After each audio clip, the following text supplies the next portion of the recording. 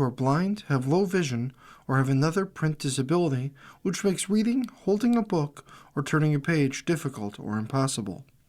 The content is copyrighted by the respective publishers. For more information, please visit us on the web at nfradioreading.org. Hello, this is Corrine, and for the next hour, I'll be reading from the February 24th, 2026 issue of the Wall Street Journal on the Niagara Frontier Radio Reading Service. As always, thank you for joining us today. The highlights under business and finance are: fears about AI disruption triggered by a speculative report on the subject helped drive down major U.S. stock indexes, leaving the S&P 500, Dow, and NASDAQ with losses of 1%, 1.7%, and 1.1%, respectively.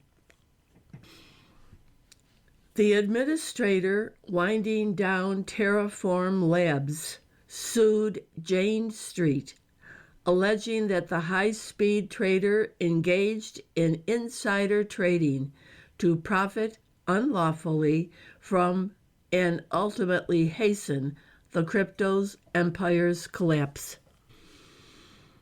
Novo Nordisk shares fell 16.5% after the drug maker said its next-generation obesity treatment failed to outperform Eli Lilly's Zepbound in a head-to-head study.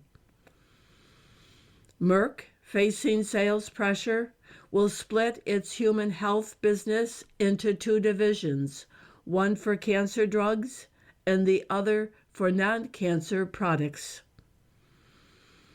Anthropic said 3 Chinese AI companies set up more than 24,000 fraudulent accounts with its Claude model to help their own systems catch up.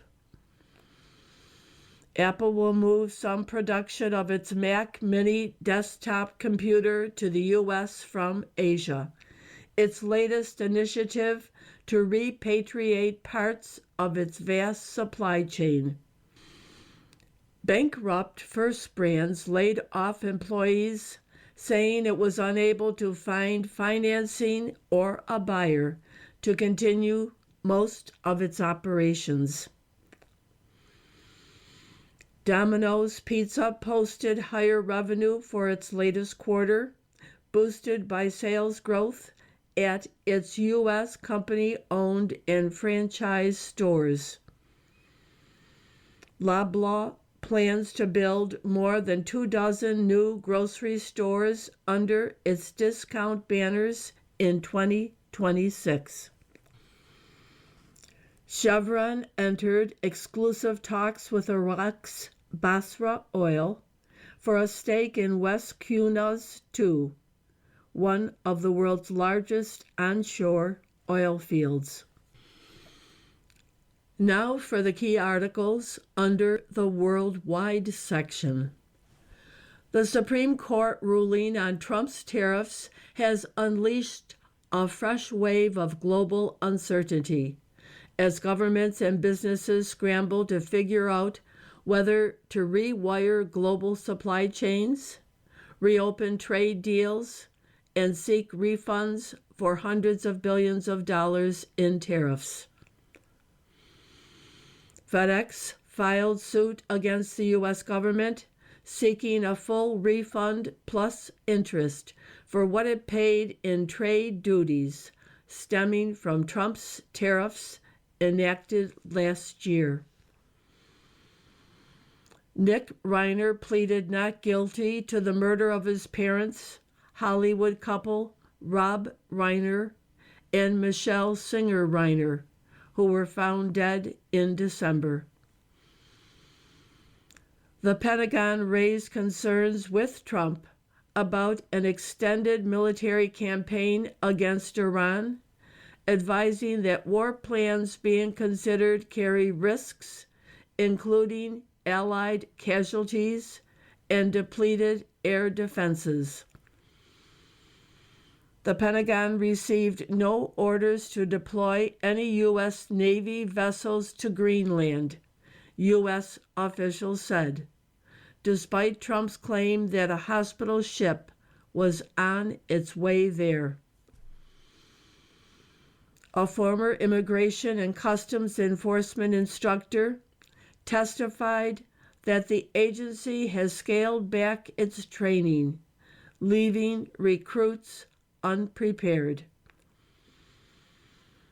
Mexico braced for fratricidal struggle within the Jalisco New Generation cartel for primacy after the military killed the organization's leader. A federal judge permanently barred the release of special counsel Jack Smith's investigation into Trump's hoarding of classified documents. A court rejected a Republican request to block a new Utah redistricting map that gives Democrats an improved shot at winning a U.S. House seat.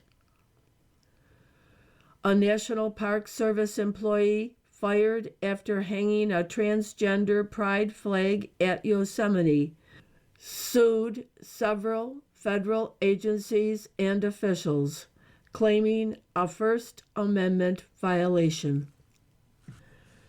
The picture on today's front page is a beautiful winter scene, as long as you're inside looking out. And the headline, Storm Brings Much of Northeast to a Standstill. The caption, Snow Day. People walk in New York Central Park on Monday after a nor'easter slammed the region from Virginia to Maine, dumping more than 2 feet of snow in some areas. Airports and roads were closed, and hundreds of thousands lost power. The article, Severe Storm Cripples Travel in Northeast. Blizzard conditions with snowfalls surpassing 2 feet, closed roads, airports.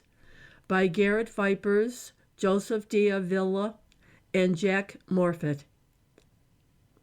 A major nor'easter crippled much of the East Coast on Monday, shuttering airports, closing roads, and dumping more than 2 feet of snow that set records in some areas. The storm slammed cities from Maine to Virginia, bringing travel in hubs such as Boston and New York to a standstill. Tens of thousands of flights across the region were canceled over the weekend, with an additional 5,600 groundings announced Monday, according to flight tracking site FlightAware. At least 30,000 delays have been reported, further disrupting travel routes in the region. John F. Kennedy, LaGuardia, Boston Logan, Newark Liberty, and Philadelphia International airports were largely shut down. Across the Northeast, more than 562 customers were without power Monday evening. Mounds of snow made it near impossible for some residents to open their front doors and created dangerous conditions on roadways. In Mansfield, Massachusetts, a suburb of Boston, the police department said Monday that it had responded to a dozen calls for cars stuck in the snow. Please avoid travel if you can, the department posted on social media. About 29 inches of snow had fallen on Islip, New York, on Long Island. By the afternoon, setting an unofficial record for the largest snowstorm in the town since 1963, according to the National Weather Service. Central Park in Manhattan received about 19.7 inches, and the storm dumped about 27 inches on Newark Liberty International Airport in New Jersey. I guess our reaction is we've been there, done that. Articles from the front page follow. Binance fired staff who said $1 billion moved to Iran entities. Firm denied workers were fired for report. Trump pardoned founder in October. By Patricia Kausman, Angus Berwick, and Ben Foldy. Weeks after President Trump granted a pardon to convicted Binance founder Shipeng Zhao in October, executives at the crypto exchange dismantled a staff investigation into $1 billion that had recently moved through Binance to a network funding Iran-backed terror groups, according to company documents and people familiar with Binance's operations. A trading account belonging to a close Binance business partner was identified as a primary channel that moved cryptocurrency to the Iranian network. Binance subsequently fired the investigators who had uncovered the transfers, and the network remained active. A Binance spokeswoman said the investigators weren't suspended or terminated for raising compliance concerns, but instead left based on individual circumstances. The investigation continued, she said, and resulted in the entities identified being removed from Binance's platform. The episode echoed some of the same concerns that drew U.S. scrutiny in 2023 when prosecutors secured a plea deal with the world's largest crypto exchange and a prison sentence for Zhao. Binance admitted to breaking sanctions and anti-money laundering laws, violations that turned it into a money laundering hub for criminals, terrorists, and Iranian sanction evaders. The exchange paid a record $4.3 billion fine and pledged reform under U.S. oversight, including by expanding investigative staff to block illicit money. Its founder, Zhao, was sentenced to 4 months in prison for failing to maintain an effective anti-money laundering program. The moves essentially shut Binance out of the giant U.S. market, although it continued to operate globally.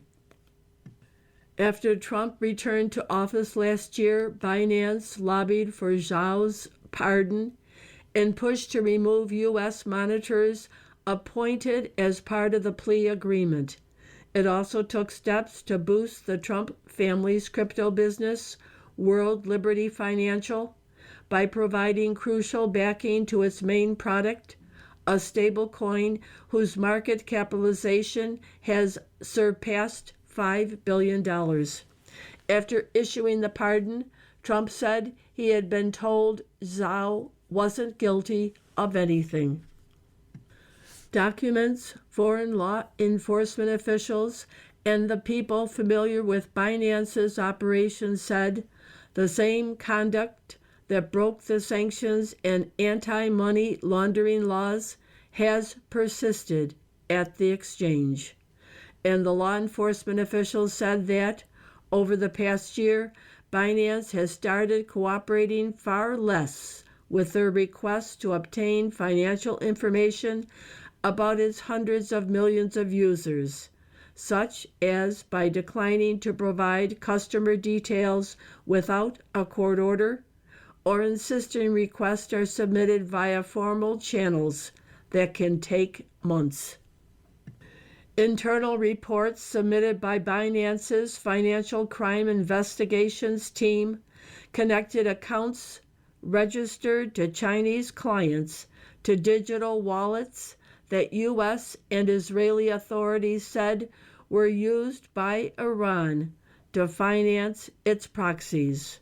In total, $1.7 billion flowed over 2024 and 2025 from the accounts, which funded Iran-backed groups including Yemen's Houthi militants. The investigations team was composed of experts in sanctions and counter-terrorist financing. You are listening to a reading of articles and features from the Wall Street Journal on the Niagara Frontier Radio Reading Service. Trading partners are left uncertain on tariffs. After court's ruling, allies signal they'll uphold deals, but U.S. strategy is weakened. By Tom Fairless in Frankfurt and John Emont in Singapore. The Supreme Court ruling on President Trump's tariffs has unleashed a fresh wave of global uncertainty as governments and businesses scramble to figure out whether to rewire global supply chains, reopen trade deals, and seek refunds for hundreds of billions of dollars in tariffs. While major U.S. trading partners such as the European Union, South Korea, and Japan have signaled that they would stick to the trade deals they struck, the ruling has left them with a host of questions over how it will affect Trump's tariff policies and negotiating power. Frankly, it's a total mess, said Isanora Onoda, tax policy chief of Japan's ruling Liberal Democratic Party, when asked about Trump's latest tariffs on a television program. As an ally, Japan is worried that countries are increasingly going to keep their distance from the U.S. when the U.S. is in such a mess. Uncertainty for global trade has been a feature of Trump's presidency. He has sought to use unpredictability to extract concessions from foreign governments and encourage businesses to relocate production to the U.S. Since the ruling, Trump has warned countries not to play games. On Monday, he said on social media that he could use other levies in a much more powerful and obnoxious way. He said he could use licenses to do absolutely terrible things to foreign countries without specifying what he was referring to. Still, by setting limits on Trump's ability to impose tariffs at will, Friday's court ruling might offer a degree of comfort to foreign governments and businesses. It marks a step toward reestablishing global trading norms and stabilizing the outlook for exporting nations, business executives and economists said. Apple aims to help rebuild U.S. chip factories by Ralph Winkler, Phoenix. On a desolate stretch of land dotted with cactuses, some 30 minutes north of Phoenix, more than 30 cranes tower over a construction site 2.5 times the size of New York City's Central Park. A mammoth chip manufacturing facility is rising, along with U.S. hopes of revitalizing a crucial industry. The plant's biggest customer is Apple, which is using its enormous purchasing power to help boost U.S. chip production. The company is seeking to diversify its supply chain, score tariff exemptions, and answer the call of 2 presidents to help the U.S. reduce its dependency on foreign suppliers for the foundational technology of the modern economy. The world's largest chip maker, Taiwan Semiconductor Manufacturing, or TSMC, is building the site, planning to spend $165 billion to build 6 chip plants and more, making it one of the largest construction projects in the U.S. Under pressure from the Trump administration, Apple vowed last year to invest $600 billion in the U.S. over 4 years. Much of that spending isn't related to manufacturing. It counts all spending in the U.S. including salaries for tens of thousands of Apple employees and retail staff. But the commitment also includes the more than 100 million chips Apple plans to buy from TSMC Arizona this year, said David Tom, its global head of procurement. The effort is modest relative to the global chip supply chain, and Apple's purchases from the factory represent a small percentage of its total demand for chips. Even so, the scale of construction at TSMC and other suppliers shows that Apple's effort to reshore its chip supply chain is bearing fruit. Mexican security forces found drug lord by tracking a lover, by Santiago Perez and Jose de Cordoba. Mexico City.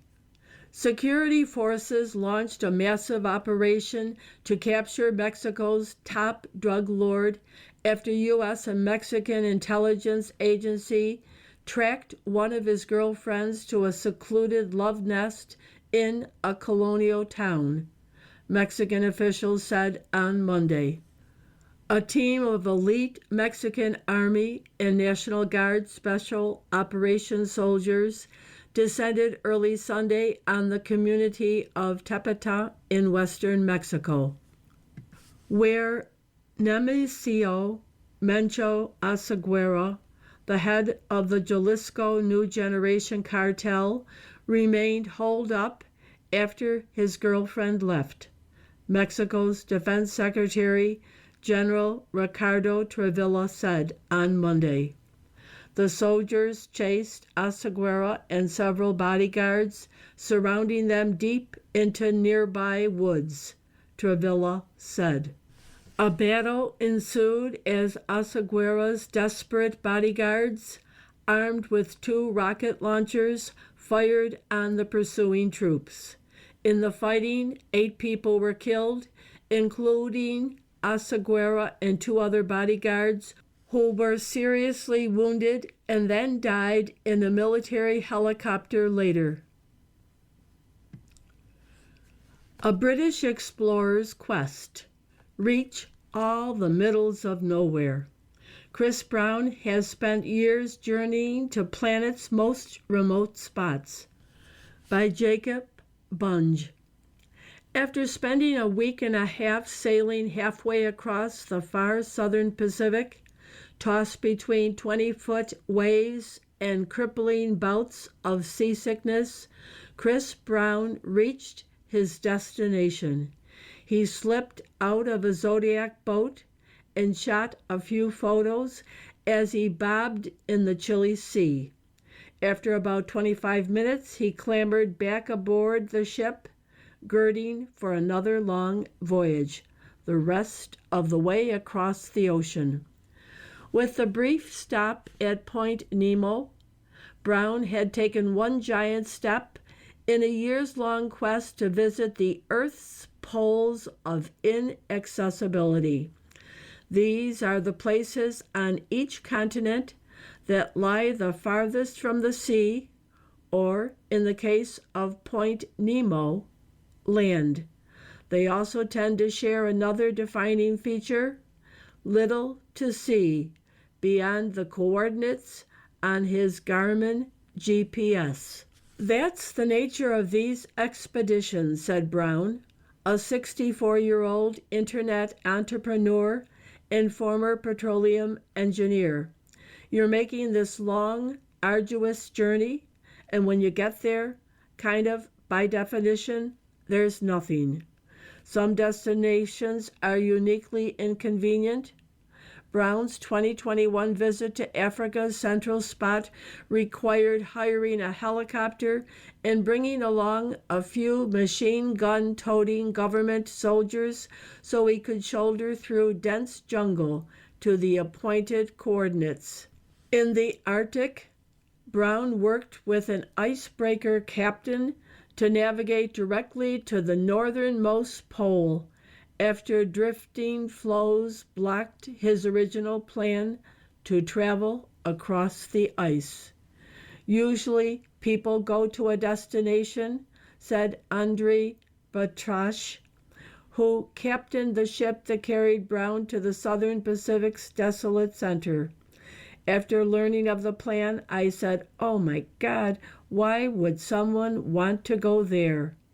In some cases, Brown's expeditions involve a lot of waiting. Reaching the Antarctic pole took 2 tries, one of which wound up with Brown and his crew stranded for nearly a month while storms pummeled their base of operations. He read a lot of science fiction and lent a hand repairing vehicles and tents. Brown said he is still forming his plan to reach the Eurasian pole of inaccessibility, last on his list. There are 2 possible locations, both in northwestern China, and he is hoping to get there in the next couple of years. When he does, he doesn't plan to hang around very long. No celebration while still in motion, Brown said. I'll celebrate properly when we all get back home safe and sound. Elisa Liu and 4 Minutes That Changed the Olympics by Jason Gay. Athletes are more candid about the scrutiny and stress they face. A gold medal performance in the women's free skate was an emphatic response. The games will never be the same. Forever it will live as instant happiness. A bad mood buster, Elisa Liu's climatic, wildly charismatic free skate at the Milan Cortina Winter Olympics. I put it on a few hours ago because I still haven't watched it enough. Liu charging across the ice to Donna Summer's MacArthur Park, a disco queen reimagined as a wintry blade-spinning superstar. And let me tell you, those 4 minutes or so really work. It felt like stepping into a blast of sunshine. Liu's skate, which won her the individual gold medal, the first U.S. women's skater to do so since 2002, is already Winter Olympics legend.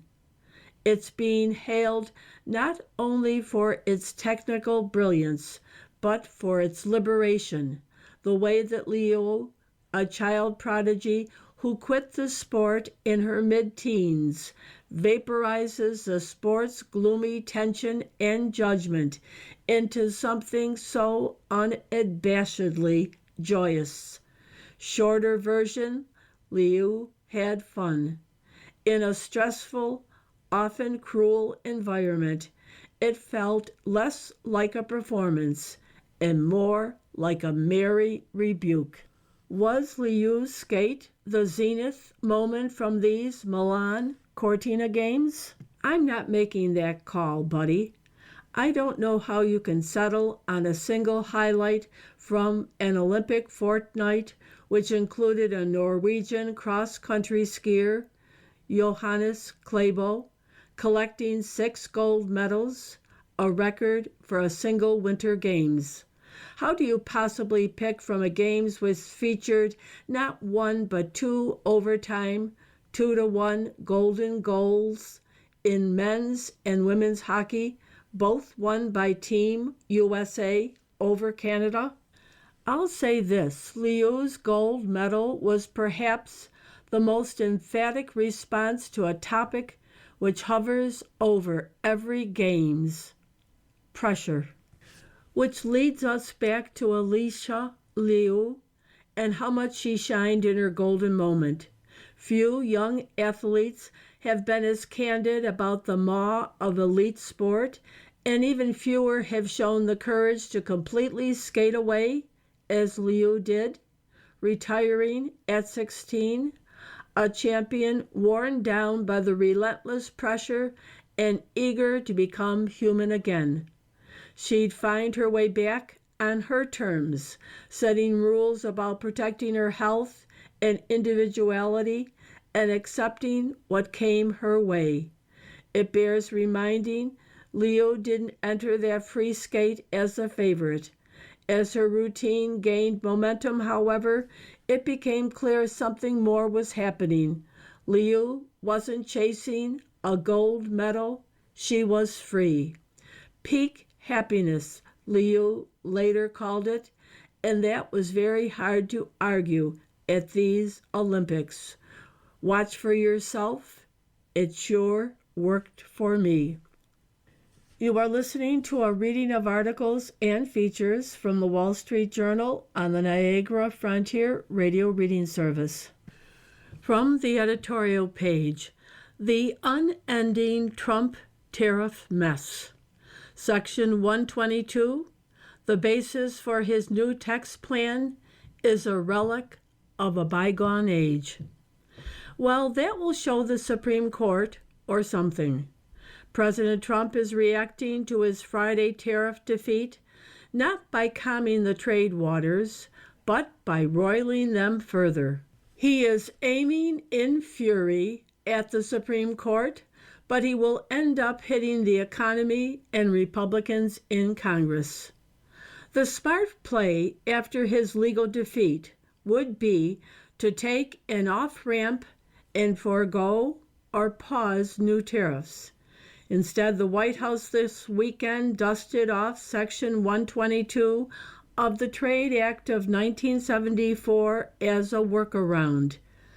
That provision lets a president impose tariffs of up to 15% across the board for up to 150 days to deal with large and serious United States balance of payments deficits. What a relic, which wasn't intended to manage a trade deficit per se. Instead, it's a holdover from a bygone era of the gold standard, fixed exchange rates, and periodic panics about global liquidity. The balance of payments is much broader than the balance in the trade of goods or services. It encompasses an economy's total international position, including trade and capital flows. These days, the U.S. balance of payments deficit is effectively zero because trade and capital flows exactly offset each other.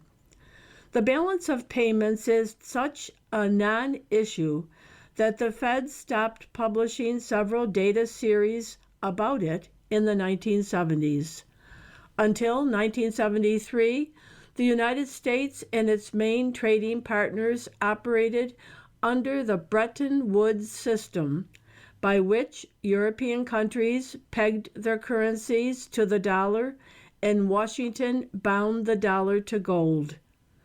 Through the 1960s, anxiety grew in some circles that this would result in a crisis owing to sustained U.S. trade deficits and America's role in providing liquidity to Europe.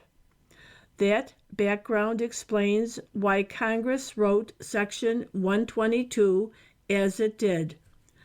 The provision also authorizes a temporary tariff in case of an imminent and significant depreciation of the dollar, and speaks of cooperating with other countries in correcting an international balance of payments disequilibrium. Another clause authorizes the president to cut tariffs if a U.S. trade surplus creates fundamental international payments problems. The end of Bretton Woods in 1973, after President Nixon closed the U.S. gold window in 1971, ended the problem Section 122 was supposed to address, while creating others. Congress appears to have passed the provision anyway in 1974 because a floating exchange system was so new it wasn't obvious that worries about stability no longer applied. This is also a note of caution that Section 122 tariffs may get a legal challenge. Perhaps the courts will defer to the president's false definition of a balance of payments deficit, or perhaps not.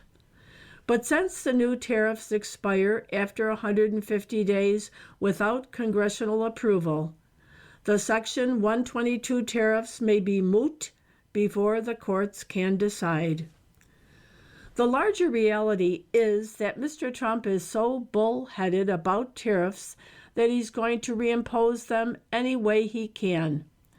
Along with Section 122, he'll fire up more Section 201, 301, and 232 national security, studies, and tariffs. But as our friend Don Luskin points out, these are pea shooters compared to the IEEPA tariffs the court struck down. They are limited in scope and duration. That isn't to say they won't do harm. They'll create more uncertainty for business, at least for a while. And with the midterm elections coming soon, this timing is fraught for Republicans. Amid an affordability panic, Mr. Trump says he is going to impose more border taxes on enough imports to make up for his lost emergency tariffs. Democrats must be thrilled at their dumb luck. Friday's Supreme Court ruling should be a $150 billion tax cut as businesses apply for refunds from illegal tariffs. In its statements to the court, Trump lawyers said the refund process would be a legal breeze. But now the administration is suggesting it will fight refund requests in court. This is a political bait and switch, and it also delays refunds that could go to more productive economic uses. Mr. Trump is so ideologically fixated on tariffs that he is willing to bet his presidency on them. This looks increasingly like a losing wager for Republicans. From the opinion pages, even contemptible men don't deserve mob justice. Ex-Prince Andrew, once a friend of Jeffrey Epstein, falls victim to a transatlantic moral panic. By Gerard Baker. The British may have clung to their monarchy for 2.5 centuries since their American cousins rejected it. But the relationship between royals and their loyal subjects hasn't always been smooth. Kings and princes behaving badly have been a feature of court life, often souring public support for the institution of the monarchy itself. Over time, the diminishing powers of the restored monarchy went along with outbursts of public disapproval of its dissolute mores and dubious behavior. Edward, Prince of Wales, Dirty Bertie, later King Edward VII, and his epic philandering, Edward VIII, and his ill-advised affinities, which included an American divorcee and the leadership of the German Nazi Party. As recently as 1997, Republican fervor briefly gripped the nation when distressed Brits, whipped into a frenzy by tabloid editors, decided that Queen Elizabeth II's response to the sudden death of Diana, Princess of Wales, in a car accident was insufficiently sentimental. The ever-stoic monarch, after half a century of near blameless service to the nation, was considered to have let her people down by failing to register the right frequency of tremble on the stiff royal upper lip. So the mass palpitations surrounding the arrest last week of Andrew Mountbatten Windsor should be viewed with caution, another of the occasional bouts of populist revulsion. It is true that he is the first member of the royal family to be arrested since his ancestor, King Charles I, was tried and executed at Westminster in 1649. But Mr. Mountbatten Windsor isn't the king, and his alleged offense not a capital one. More important, we should be wary of the vast chasm between the frenzied exaggerations of the media that attend this case and its actual significance. The former Prince Andrew is a contemptible figure. Most people who have met him, myself included, came away struck by that familiar but oddly unique combination of aloof self-assurance and abysmal dimness that characterizes much of the British nobility. It is often said of unsuccessful political figures that if only they could meet personally with every member of the public, they would win landslides. In Andrew's case, any sizable number of individual conversations with the man would have kindled a wildfire of republicanism. And what he is alleged to have gotten up to with Jeffrey Epstein was redolent of low moral character. Yet, watching the pursuit of him by the massed ranks of the British public, media, and politicians, I can't suppress a slight sense of revulsion at this spectacle of unbelievable in pursuit of the ineducable. First, there is a full-on moral panic that now has Britain and large parts of America in its grip.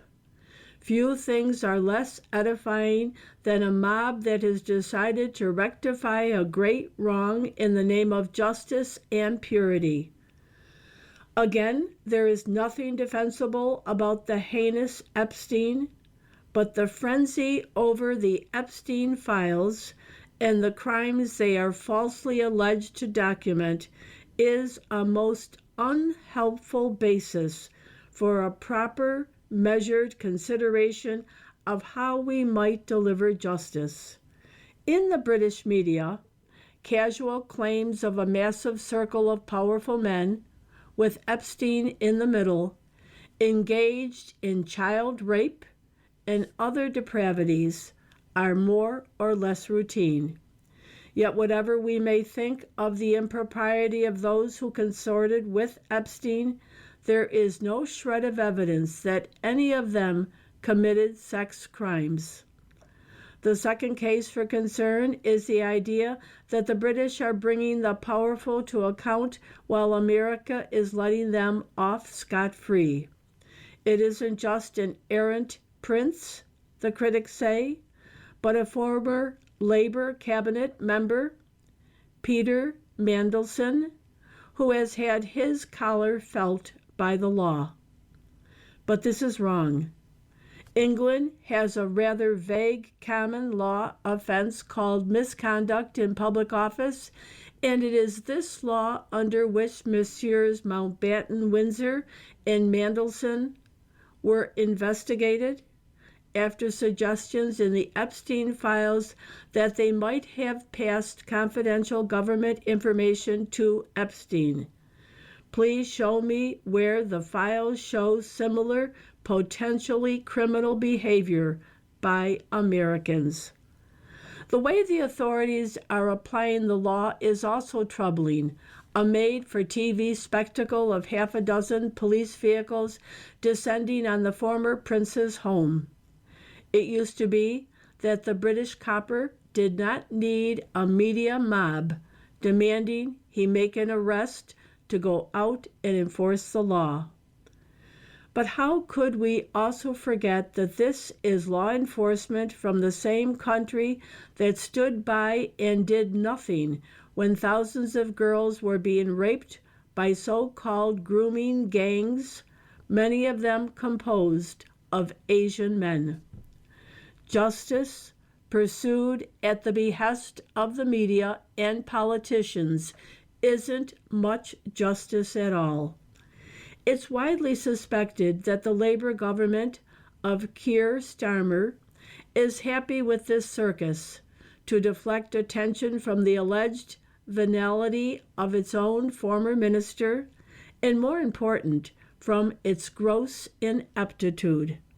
History is a useful reminder that a royal scandal is a convenient tool for an unpopular and beleaguered political class, a mistrusted army of newspaper hacks, and a disgruntled public desperate for a plausible villain.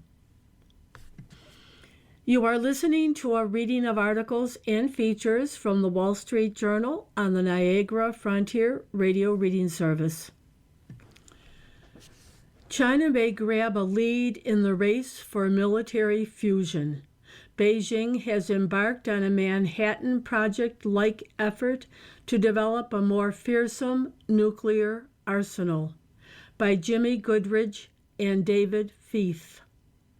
America's top diplomat for nuclear weapons issues, Undersecretary of State Thomas DiNanno, revealed this month that China conducted a secret underground nuclear test in June 2020. This follows President Trump's promise in October to resume U.S. nuclear weapons testing for the first time since 1992, citing the need to keep up with China and Russia. As the U.S. pursues this important work, it will face challenges far beyond the particulars of underground testing. One area where China is setting a threatening pace is the race for fusion energy, which has enormous potential as a source of electricity and for nuclear weapons development. While much has been written about China's civilian fusion energy program, less is known about its military fusion programs, which are focused on inertia confinement fusion. ICF uses powerful lasers or electrical charges to squeeze tiny fuel pellets rapidly until their atoms fuse, like a controlled miniature version of the process that powers the sun. The long-term result is boundless, low-cost, non-carbon energy. But these new fusion facilities will also enable China to push the frontier of nuclear weapons science. ICF allows scientists to replicate and study the effects of nuclear weapons, including how materials behave under the same extreme temperatures and pressures found inside a nuclear detonation without an actual nuclear test. ICF facilities can support the development of new weapons materials and shielding, harden systems against the effects of nuclear weapons, and refine the physics package that make warheads smaller, more powerful, and more reliable. Over the past 5 years, China has launched a massive program to build the world's most powerful fusion science facilities for military applications and energy innovation. Given the scale of Beijing's financial and policy support and the secretive nature of some of these programs, it's safe to say mastering fusion has become China's Manhattan Project. Secretive military nuclear weapons labs deep within China's western interior have received close to $10 billion in investment to support ICF research and development. These labs are building facilities equipped to produce powerful lasers and huge electrical chargers to help China achieve high-yield ICF. Americans can test only palm-sized components against limited nuclear effects, while China will be able to test entire warheads against nearly all radiation. U.S. policymakers must recognize that China's big science bet on ICF could dictate 21st century dominance in both energy supply and nuclear deterrence. While the U.S. government is publishing ICF roadmaps and strategies, China is building the hardware. This will accelerate China's path toward a more fearsome nuclear arsenal. China's new ICF sites include a powerful laser-driven facility expected to be called Shenguang IV, or Divine Light. It is estimated to be at least 50% larger than the U.S. National Ignition Facility, which first demonstrated net gain fusion in 2022. China could also soon lead in another crucial approach to ICF, pulse power fusion. Pulsed power stores energy in large capacitors and releases it in a burst, producing extremely high power for a brief moment, like a controlled lightning bolt. Building a next-generation pulsed power machine was incorporated into China's 14th five-year plan in 2021. China is already working to build a hybrid fusion-fission system called Z-FFR, with plans to operate it by 2031. China's weapons lab is recruiting 2,000 scientists, engineers, and other experts for its inertia fusion programs, and thousands of additional hires are anticipated. China is rapidly expanding its ICF systems, with 3 under construction and 2 others in late-stage planning. The U.S. government has funded no such systems since creating 2 in the early 2000s. These existing programs are aging and facing obsolescence given China's investments. The Trump administration has signaled high-level support for fusion energy efforts, including the establishment of a new Office of Fusion in the Energy Department. Energy Secretary Chris Wright promised in September, "We're going to see multiple pathways to ultimately produce commercial fusion energy."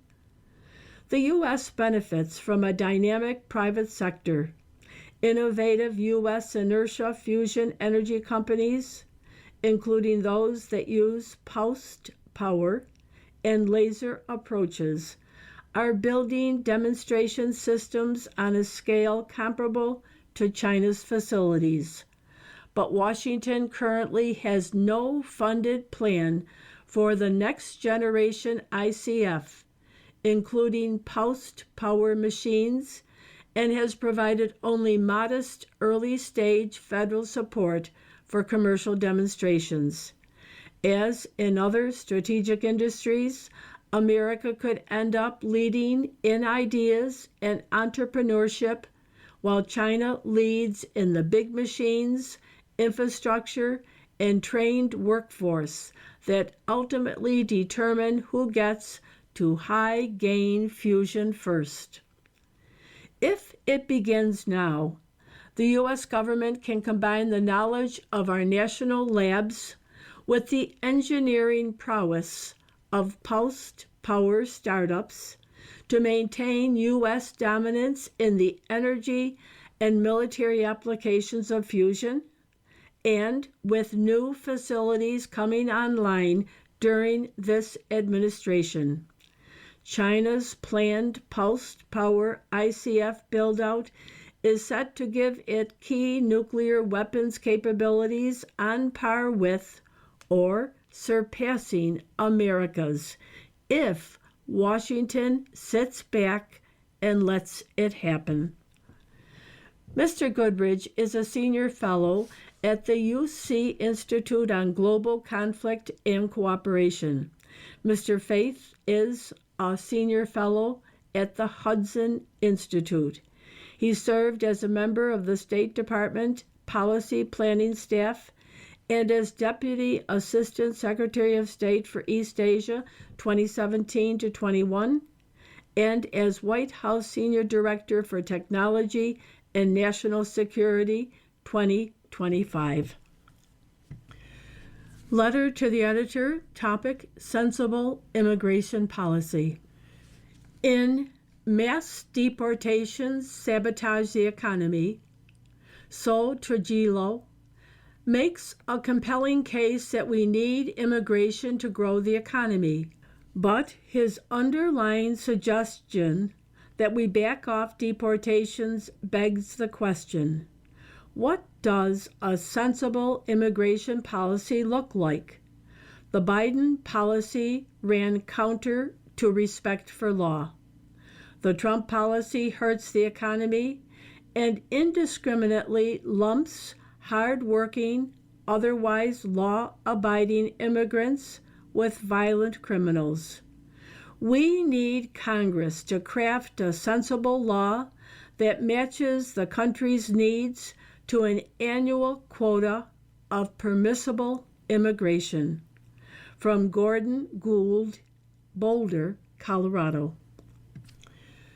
The Pepper and Salt cartoon shows a banner hanging saying happy birthday, and beneath it are 6-year-old children celebrating a birthday with a crown on one girl's head. And she says, it all rather makes you reflect on your own mortality.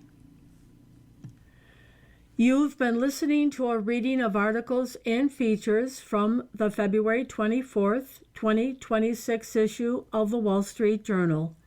We read from the Wall Street Journal every Monday through Thursday at 11 p.m. Your reader has been Corrine. Thank you for listening and have a wonderful weekend. You're listening to the Niagara Frontier Radio Reading Service. Volunteer radio readers broadcast daily readings, 24 hours a day of newspapers, magazines, books, and other printed matter to area people who are blind or have a print disability, who are provided reading radios. The Niagara Frontier Radio Reading Service has broadcast almost 40 years of radio readings to those without sight. Our broadcast signal is provided at no charge by WNED. Radio Reading Studios are at 1199 Harlem Road in Cheektowaga. For more information on the Niagara Frontier Radio Reading Service, call 716-821-5555.